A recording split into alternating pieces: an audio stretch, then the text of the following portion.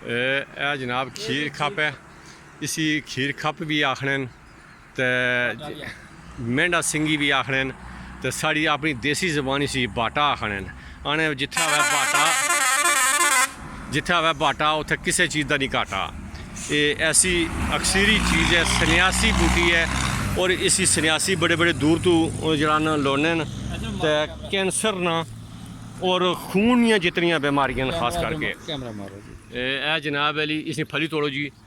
लाओ जी फली जिसमें तुम मेंढा सिंगी आखा जना कि इसलिए फलियां दो आमने सामने होनी तीरनी तरह तो वह तुसें उसने भी तारफ करा इसने बिचों सफ़ेद रंग ना दुद्ध निकलना तो ये जी है खासी अक्सीरी चीज़ है। तुसें कि जंगल ने व्यू भी चेक करो, अस इस वेले जंगल बिचा दो इसने बारे में जरा सी न कर रहे हैं वीडियो शूट कर रहे हैं ताकि पहचान भी तुसें दसा इसने करीर विच फ़र्क है वो फ़र्क भी तुसें दसा तो मैं आ गया जनाब अली इसकी फली होनी है फली है इसकी और इसने जो सफ़ेद रंग ना दुद्ध निकलना है या तो कोई दुद्ध है सफ़ेद रंग ना ये इसकी फली है आमने सामने फली होनी है तीरनी तरह इस तरह फली होनी है। इसी मेंढा सिंगी आखने मेंढा सिंगी भी आखने तिब्बी जबान में तो वैसे जो असी सिंधी जबान में इसी खीर खप आखने तो साड़ी जी देसी जबान है उसी इसी बाटा आखने। ये कैंसर वास्ते एक अक्सरी बूटी है, हर किस्म ने कैंसर वास्ते लाजवाब चीज़ है। लोग इसकी फलियां का साग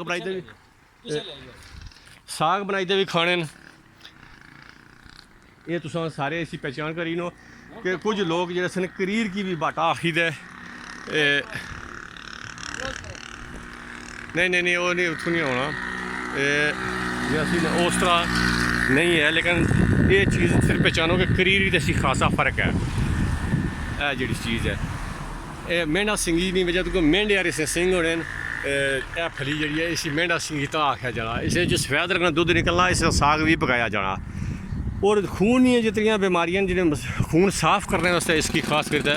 इस्तेमाल किया जाना और ये बहुत आला किस्म की मुसफ़ा खून भी है तो कैंसर हैपेटाइटिस इस तरह जी बीमारियां जी लाइलाज बीमारियां उन्होंने वास्ते ये बड़ी अक्सीर है। इसी साड़ी अपनी जबान इसी बाटा आखने दोस्तों इसी पहचानो अगर किसी बंदे की चाहिए नहीं हो तो अस उसी मुहैया भी करी सकने हैं तो कोई इसकी फीस नहीं कोई इसकी चार्जेस नहीं अस फ्री मुहैया करी सकने हैं कि हर बंदा कोई फ़ायदा करी सके बंदे की साड़ी तरफों पहुँचना तो इंशाल्लाह कोशिश कर सकें उसी फ़ायदा पहुँचाया जाए। दोस्तों अस्सलाम वालेकुम हुण असें अगली जी है ना वीडियो जी है उस बनाई तो उस दसा कि एक और चीज़ है साढ़े को अक्सरी है तो उसने बारे अस दसने अल्लाह हाफिज़।